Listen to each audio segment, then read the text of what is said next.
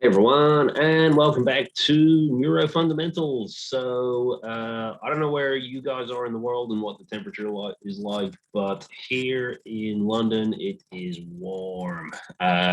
So today's session, we're going to be going back to looking at some things in the head, mostly because I don't have air conditioning in this room or in my studio, and I'd like to run a session where I don't have to move around too much. So very selfish of me, but that's how it is.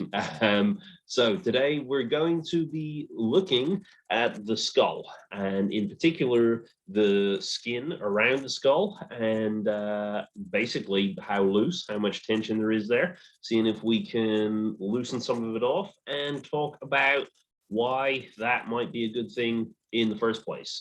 So there's many reasons. Number one, it's really great for your balance, your core stability, and possibly even your eyesight. We'll get more into all of that as we go. So as usual, I'd like to start everybody off with a little bit of breathing, and in keeping with the theme of today of not putting too much effort into it, I just want to talk through something that probably we ignore a bit in the neuro fundamentals stuff, is nasal breathing and breathing through your nose. So what I'm going to invite you to do is right now, you're going to close your mouth, and this whole just next section, you're breathing entirely through your nose. And just while I'm talking, I want you to stay focused on that, because if we get to the end of me talking and you're finding this difficult, strenuous, then there's a pretty big chance that when you're not paying attention to nasal breathing,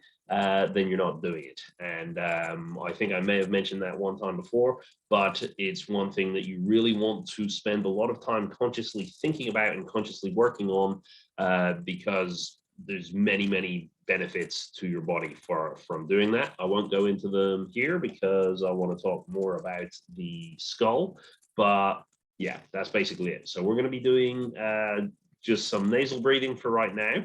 And what I'm going to invite you to do is just test out both nostrils. So see, can you actually breathe comfortably through the left nostril and the right nostril? We'll start with the left. You're just going to cover over the right one.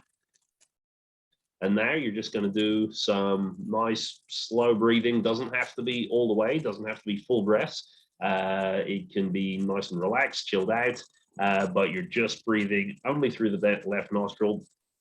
Wondering why I'm not joining in with this? Got really bad hay fever, and the left, I can do it, but I'll give you an idea of just a regular breath in. This is how long it takes.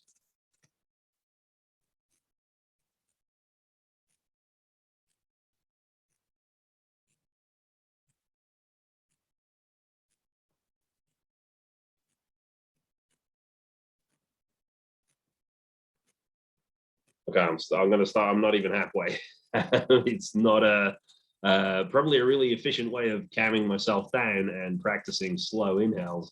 But yeah, really blocked up, restricted. We're going to move on to the right side now. So again, same thing, just cover it up. Just take a few breaths, seeing, are you actually able to do that in a relaxed manner? So again, this is severely restricting the amount of oxygen that's getting into your lungs. That means more carbon dioxide is going to be produced by the all of the cells in your body, because that's how your cells make energy. They take some sugar, they burn it up using oxygen, and yeah, what's left is carbon dioxide. So as that builds up in your body, you're going to get the urge to breathe. What you want to know is, can you take your full breath in and out a couple of times without the carbon dioxide building up to such a level that you really feel that urge to breathe? And if you cannot do that for about 10 breaths, this is one thing, again, I'd really recommend that you work on. Finally, what do we do if you're like me and you cannot inhale through one side of your nose? So nice little exercise for unblocking your nose. What you're going to do, you're going to take a normal breath in, a normal breath out, and then on that normal breath out, you're going to hold your nose and just turn your head. So sorry, hold your nose and hold your breath. Just keep turning, shake your head. If you want to, you can stand up, walk around while still doing that. And I'll pretend like I'm still going. Once you can't do it anymore, you need to breathe. You get one breath in, breathe out however you like. Another breath in, breathe out however you like, and then hold again. So after that breath out, you're going to hold.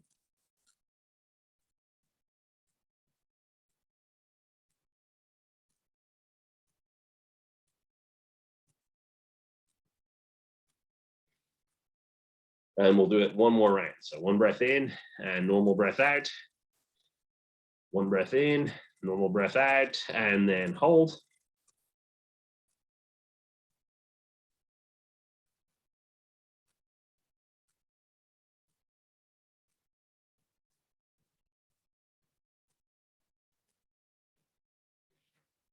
Okay, I went along with it there. I realized actually probably a good thing to unblock my nose a bit. So if you've done that 3 times, usually it's 3 times is all you need for the maximum breath hold that you can do. Then very often any blockage that was there is going to be gone. If it's not, you're just going to keep doing it. It always works. I've never come across yet a case where this has not worked. So again, normal breath in, normal breath out, pinch, cover your mouth, no talking like I was doing, and shake your head, get up, walk around, do some squats, go for a run, whatever you want to do.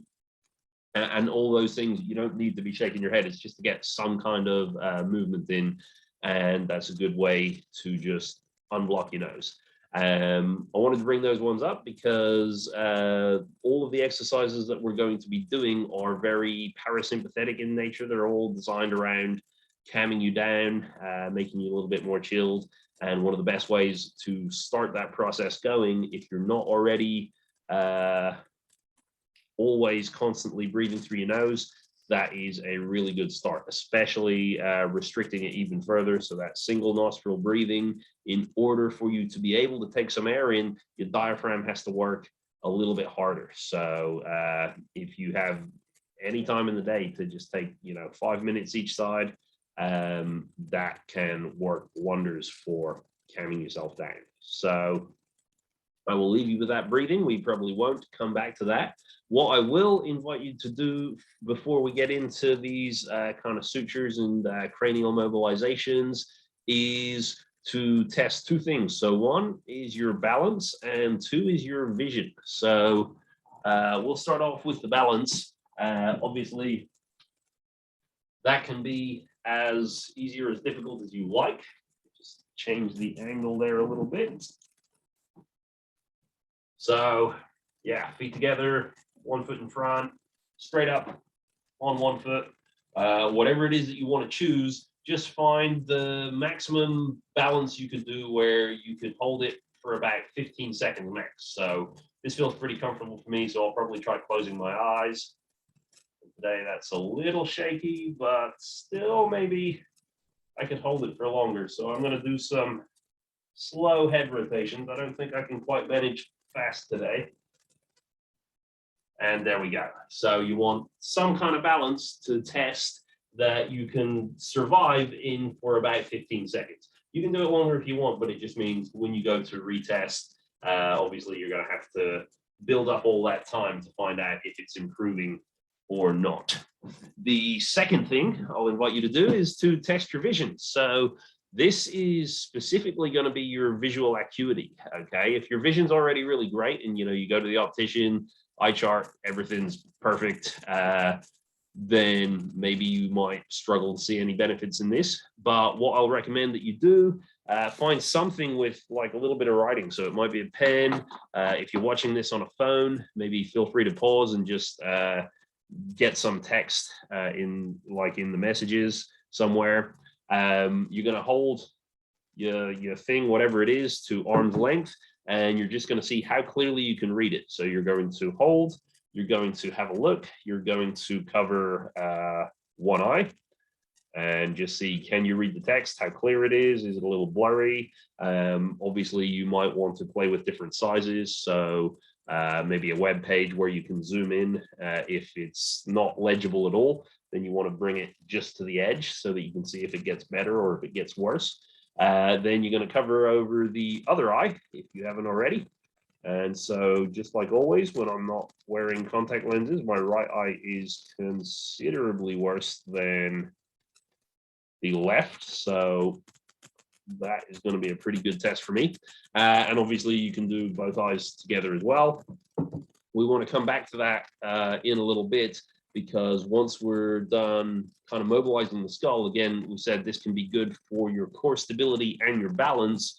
Well, one of the advantages to improving your balance and to improving your core stability is it very often leads to better visual acuity. And the reason for that is if your head is just shaking around on top of your body, your brain isn't going to put much resources into a lens that can really finely zoom in and focus on things, because no matter how well it zooms in, it's still going to be shaking around and it's not going to be able to see whatever it is that you're trying to look at. So when you improve all of this stability, then we'll probably see some visual acuity improvements as well. All right, so let's get into it. So number one, we've already looked at this a couple sessions ago. One of the things that we're going to want to just make sure of before we begin is that our jaw is super comfortable with moving. So this isn't a test, this is just a bit of a warm-up. So I'm going to ask you to open and close your jaw as wide as you can, and we're just going to go 10 times. Obviously, if your jaw feels clicky, tight, sore, tense, you can build into this, so it can be nice and slow.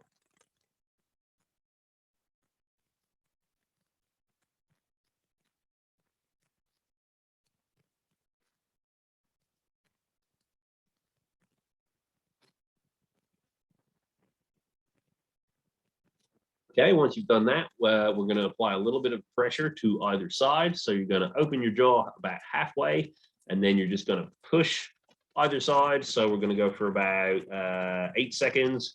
So push and 8, 7, 6, 5, 4, 3, 2, 1. That's just resisting. Your jaw's resisting against the push. We're going to do the same thing on the other side for 8, 7, 6, 5, 4, 3, 2, 1. Pay attention to, was it different on either side? So that felt much more vulnerable on my left side, which is interesting to note. Then we're going to see, can you protrude and retract? So we're going to just press forwards and back. And then we're going to go side to side a couple of times.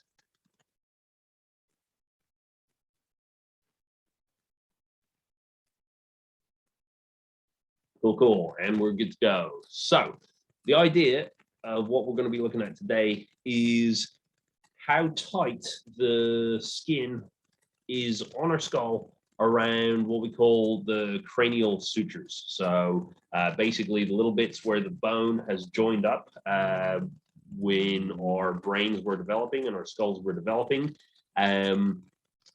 Quite debatable about whether or not as an adult you still have them. You may not.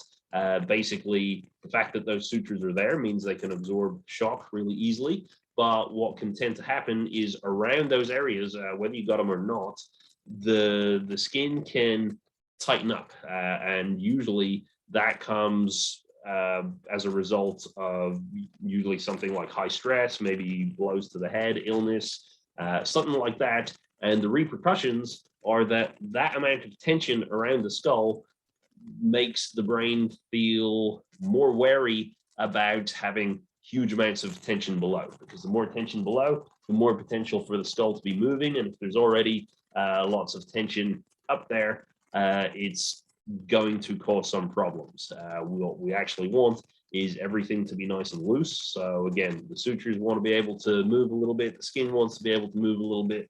Means if things get thrown around, there's more moving parts to be able to absorb all the shock and all the force. So what you will tend to find happen is when these areas of skin get really, really tight, you end up with a core that is unable to get stable. And that's not a phrase you'll hear me say many times. I'm not big into saying you need to train core stability and things like that, but this is one way that you can actually look at training core stability by just making sure everything's good in the skin area above the neck. So what we're going to do, first of all, we're just going to do some light movement assessments. I'm going to ask you to take your hands just right to the top of your skull. Now, everyone's skull is different. I'm probably a pretty good example because mine has a little ridge or a little bump, and that's what we're going to be looking for. So we're looking, this is called the sagittal suture, and you're going to put your fingers down, and you just want to see when you're relaxed, when you're at rest, is there any movement going on there? Okay, and we're going to test it in a number of different directions. So number one, we're going left and right. Okay, and as you can see, so my fingers, I'm really not putting lots of pressure down. I'm putting just a little pressure, so I'm trying to just move the skin on the top, and it looks like it's moving fairly easily. Okay, then I'm going to move to forwards and back. Okay, now I'm going to do this. You're going to do this without nodding your head. I'm just going to show you where we're going to be trying to feel this movement. And again, ideally, we should feel it should be quite easy to drag forward, quite easy to drag back. When we're doing these assessments, occasionally you're going to find one direction that just doesn't want to go. It doesn't want to pull at all. And we just want to save those up. So if you find anywhere it's not moving so well, just keep it in mind. We're going to come back to it a little later. Once you've done forward and back and side to side, we're also going to go on the diagonals. So now I'm going to go in this diagonal direction. I'm going to keep my fingers the same way and just pull back and to the right, forward and to the left. And again, for me, not feeling so much going on. This is quite likely because of the reason I decided to do this video today was I think the last 6 people that I've seen for sessions in the last week or 2 have all benefited massively from doing mobilizations of different sutures. So I've been demonstrating a lot of this quite a bit. And so probably everything has got quite mobile for me.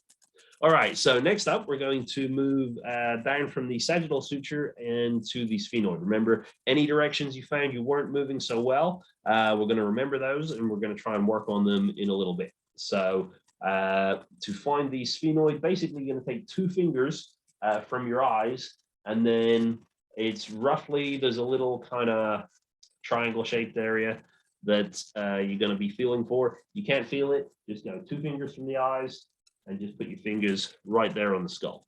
We're going to do the exact same thing. We're going to do them one at a time and just test to see. So first of all, I'm going to see have I got any up and down movement. In the order that you do the directions isn't important. We're always going to have up, down, left, right, and the diagonals. So if you have a preferred way or you always want to be doing it the same way, that is totally fine. So then I'm going for my left and right, or in this case, it feels more like forwards and backwards.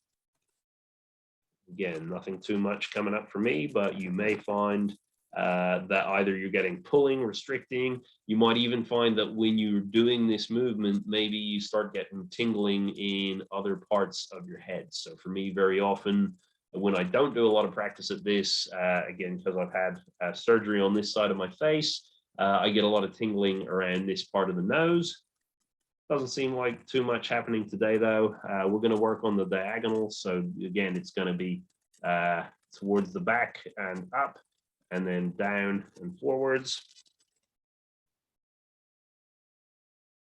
Again, feel free if you want to do all the tests on one side and then move to all the tests on the other side, also fine. And then I'm going for forward, up, backward, down.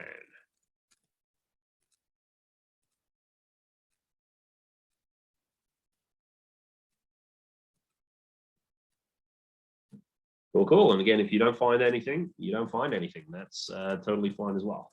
Next up, we're just going to go to the back of the head. So for most of you to find this spot, we're going to go and look for something called the occipital protuberance. If you just run a finger directly up your neck, you should find there is at some point, hope you could hear me when I'm saying all that, by the way, there is a little point, a little ridge, a little bump or notch that sticks out.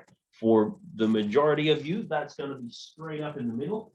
For some of you, it's going to be a little to the right or a little to the left. So just play around. You should have a little ridge or a notch or a bump right there. We're going to go just outside of that, and we're going to do the same test. So we're going up and down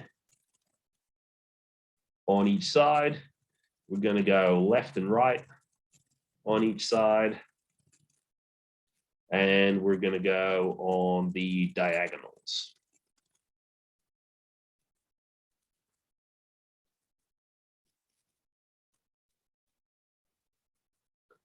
Okay, cool. So now you should have a good idea of, first of all, can you feel anything at all happening in the skin? If not, don't worry. There's going to be other stuff that we're going to work on in just a little bit that can be effective regardless of whether you noticed anything. But for now, if you are finding any kind of areas of tension, tightness, what we're going to do is we'll just do a couple of neck ranges of motion testing, and we'll just see if we can loosen some of it off and see if that changes anything. So to do that, you're just going to turn your head to the left and to the right and just see how it feels. So I'll just comment for myself. I'm feeling pretty good going to the left. I can't comment on how far I'm getting, but it feels like it's going as far as I think it's going to go. To the right, probably feeling like I'm getting similar or a little less range, but I'm definitely feeling some kind of discomfort or maybe even pain showing up towards the end. So that's going to be a good test for me. We can do the same thing, just looking up and down.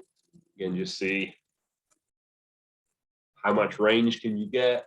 How comfortable does it feel? All the way up, all the way down. And then finally, we can try ear down to the shoulder. So tilting side to side. Again, this one feels probably the worst for me. Again, this doesn't feel like it's restricted. It's just reaching the end of where it feels like it can go and nothing's unpleasant. This side, again, little discomfort, little kind of twinging down at the bottom of my neck. So that's what I'll pay attention to a bit later on. You can also use the same, the vision and the balance tests for this as well. So the way this is going to work, if you did find any area that you feel is really stiff and it's not moving, then we're going to just only play with that area for now. So we're going to go for a bit of a massage, and the rule I'll give you is whichever direction was tight, you're going to go into that direction, and we're going to do it at a bunch of different speeds. So first, we're going to go in, out, around about once per second, maybe even a little slower. In, back, out. Up to you whether you want to come in and out at the same pace, or sometimes it can be quite cool to in and just let it rebound out. So you're pushing in that direction. And again, I've just chosen a random spot because I wasn't really feeling anything. If you had multiple areas, then you can do it once and then just redo. Then we're going to move a little faster. So we're going to double up the speed. And again, you can come in and back out, or you can in and bounce. I'm just kind of used to doing that. So I'm pushing it across and then bouncing, just releasing it by letting go. Okay, some of you may already be feeling something in your neck, in your body, just by doing this. I certainly am. And to be honest, again, because this wasn't a problem area for me, I can't honestly say if it's good or not. So we'll see where we get to by the end. And then finally, we're just going to go kind of super fast. So many reps per second in that direction as you can get. Now, I say we're going it towards the direction it wasn't moving. For some of you, you may find going the opposite way works. So when you retest this, if you get nothing, no improvements, I would encourage you to go the opposite direction as well. Just for time, I won't go through what that looks like. I'm sure you can imagine what the opposite direction to that is this. Same for the forwards, the backwards. If it's on the diagonals, remember, so if it was tight pushing back, you're not going in a different diagonal, you're just pushing the other way. So if it was tight this way, you're going to pull this way, still on that same diagonal. And the same for up, down, forwards, and back. Okay, once you've finished that, we're going to retest again. Okay, and I wasn't sure whether that was good or bad. Actually, for the neck, that was pretty good. I'm probably not getting massively more range, but that discomfort is dulled down. It's still there a little bit. Again, that's what you want to test for yourself. Do go and check your balance and test that out, see how that's working. Do test your eyes as well. So again, usually with the eyes, the movements that we're going to do next are generally a little better, but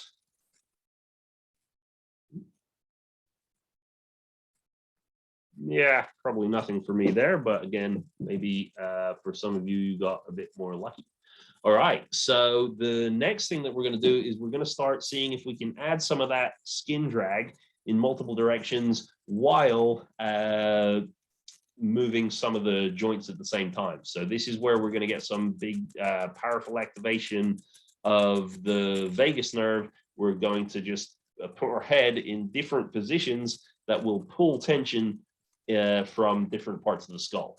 Now, on some of your programs, if you're on the membership and you're already looking into, like you have some of like sphenoid sagittal suture mobilizations on the programs, they're very specific and precise. We're going to keep it a little less specific today. So we're just going to try and cover the whole thing generally, because this can also be quite important. But yeah, so again, just like every other week, these will look a little different to what are in the programs, just because we're trying to cover all bases here, whereas in the program, we're trying to be much more specific. So the first thing that we're going to try and get used to is this idea of chin tuck. Okay, so we're trying to keep our neck in roughly the same place. So we're not pushing forwards, we're not pulling backwards, we're just trying to tuck in the chin as much as we can, okay? And what we're going to hopefully get from that is some stretch all along the skin and the muscles in the back of the head in that occipital region. So we're going to do that around about 10 times. This is a really small movement, but you want to put quite a fair bit of effort into it, okay? So it's just going to be tucking in, back out.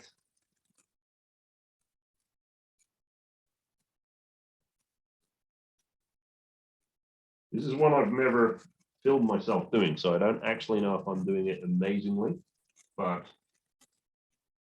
I hope everybody can kind of get the idea of what the tucking looks like. So it's not a protraction backwards, it's just tucking the head on the top.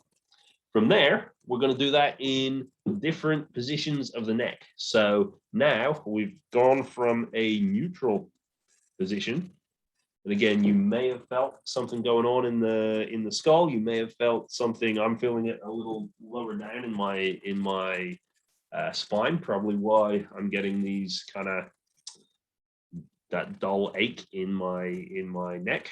But we're going to try and do that now to 45 degrees in the left and in the right. So we're going to go to 45 degrees, and we're just going to tuck in and back out.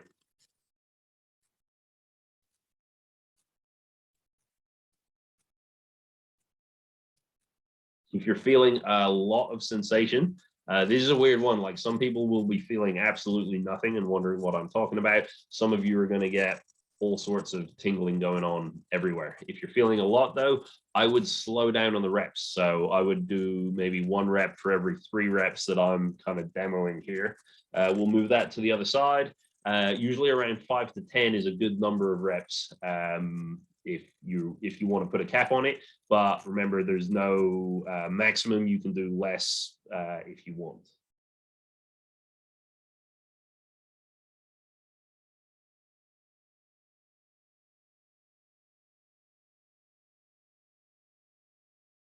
Okay, once we've done it in those 2 positions, we're also going to try with a slight tilt. So we're going to tilt the head again to about 45 degrees, or if your head's like mine and it doesn't really move a whole lot anyway, 45 degrees is probably my maximum. So we're going to say about half of where my head can actually go to. And we're just trying the exact same thing, just adding in those tucks.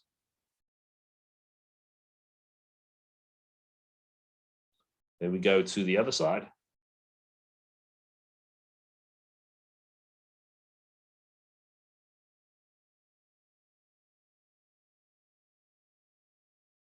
Okay, then we're going to keep going in this kind of fashion. Feel free to retest again if you want. Always a good idea in this one to be doing multiple retests, because if you do too many, it's good to know that it's maybe time to stop. So if you're retesting and it's suddenly worse, maybe you don't want to continue, save the video and come back to the rest of the exercises later.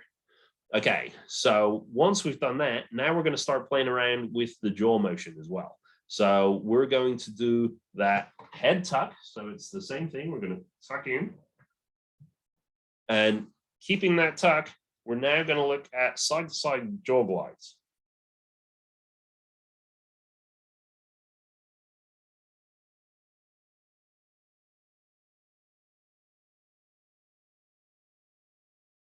Okay, and just like before, we're now going to do left and right. So we're going to tuck, we're going to turn,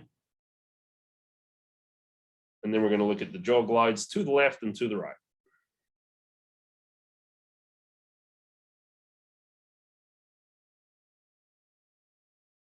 And turn to the other side. So tuck first, turn.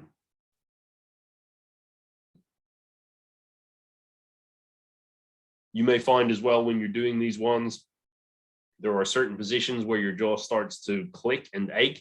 For now, I would recommend just leaving out those positions. I'll talk a little bit on what you can do, what you can play with if that's happening a bit later on. Cool, and then we'll do the same thing with the tilt. So we're going to go tuck, we're going to tilt.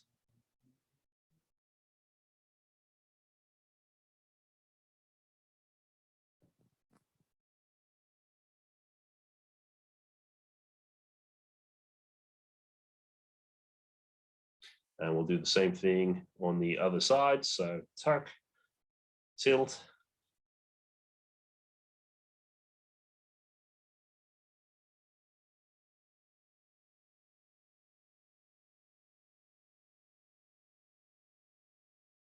Okay, cool, cool. So then we're going to add a third dimension to it. So still just looking in those positions, we're now going to, after we've done our tuck, we're going to then move into a full neck flexion. So we're going to tuck in, you're going to bend over. And then from there, now that we put a load of stretch down this area, we're going to try and do those same tucks. So like little head nods again. So we're keeping our neck in one position and tucking back.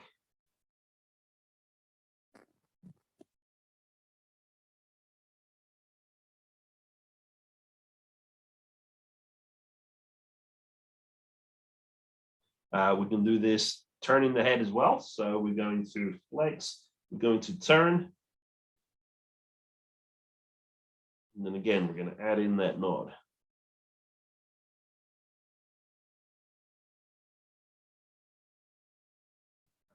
And same on the other side.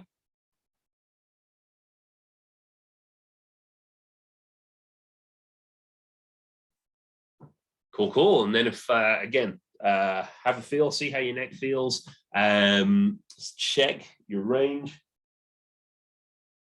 Make sure it's not getting worse. So again, mine feels pretty good. So that's a good sign. I'm ready to keep going. Do check out your vision as well. So have play and see, is it any better? Is it any worse than before?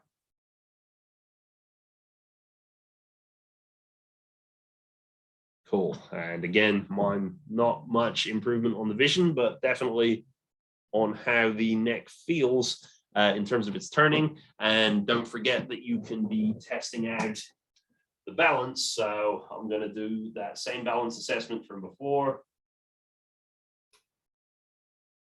That's definitely not better. Woo. Cool, cool. So there's maybe a sign that we're reaching my limit. I'm going to keep pushing ahead anyway, just to show a couple more versions of this that we can look at. So the next one up is we're going to add in the head tilt. So we're going to tuck in, we're going to tilt the head, and then we're going to add the flexion. And then from here, we're going to do those head nods. Straight away, I can feel my brain is not happy. My neck is not happy. Maybe this was a mistake to continue. We're going to try the same thing on the other side. So it's tuck the chin, tilt the head, flex the neck. And again, you're going around 5 to 10 reps each time. Cool. And then final round, we're going to have a look at the same thing with some jaw glides. In general, you can feel free to play with all of these in as many different positions as you like. So you can lift your head back and play with tucks if you want. Again, all it's going to do is just add mobility, add mobilization. If it's testing better, if it's feeling good, no reason why you shouldn't do a whole ton of it. But as a general rule, when we do the jaw glides, we want to do it away. What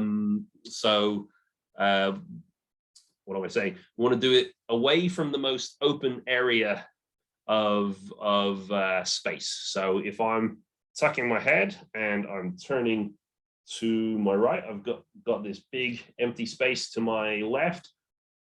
I'm going to move my jaw to my right. Basically, this is where all the skin's going to be maximally stretched. So I want to move my jaw a little further away just to contribute to that stretch. So that'll be a tuck, a turn, jaw to the side, flexion, and then add the nods.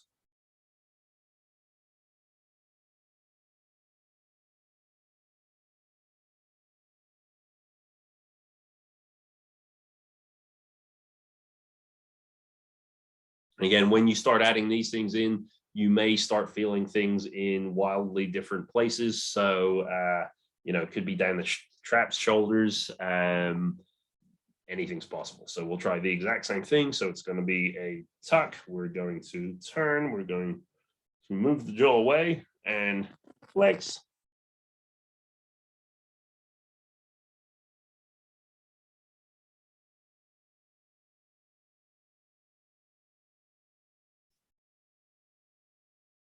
Cool. And then finally, to finish it all off, we're going to add in the tilts. So all the same, we're doing the tuck, we're doing the tilt away, we're going to do the jaw motion, we're going to flex.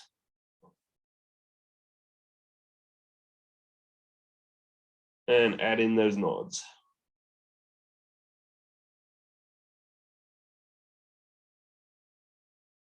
And then we'll do the same thing on the other side. That one maybe was a good one for me, so I'll be curious to see how things go after.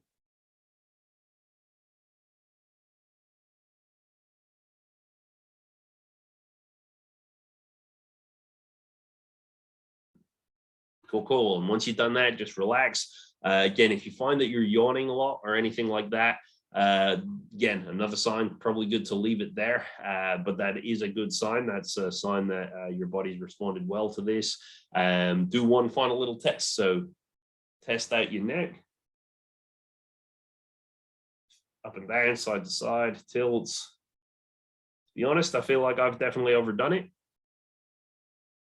A little shorter might have been good for me. We'll test out the vision. Ooh, vision is good though. Okay, maybe take that back. Ooh. Yeah, vision significantly improved for me there. And I'm going to do one more test with the balance. So it's going to be 1 foot. Find your balance. Well, whatever balance one you were doing, that takes 15 seconds. This is a little bit of an improvement as well. Well, I'm happy with that. Cool. So very repetitive stuff, I know, but hopefully it's something that you can be doing sitting down anywhere. And again, play around. We just did some of the combinations. There are multiple ways that you can play with that. You can look at maximally rotating your head. You can look at adding, in fact, when we look at mobilizing the sphenoid specifically, we think of rotating and tilting and jaw motion. So adding all three together, doing them in directions that are kind of the opposite to that. So moving your jaw in the other direction and seeing what it does. Play around, see what helps you balance, see what helps you vision. If you're a big fan of crunches or sit-ups, try some and see how your crunches and sit-ups feel. Remember, that's all going to be core stability stuff.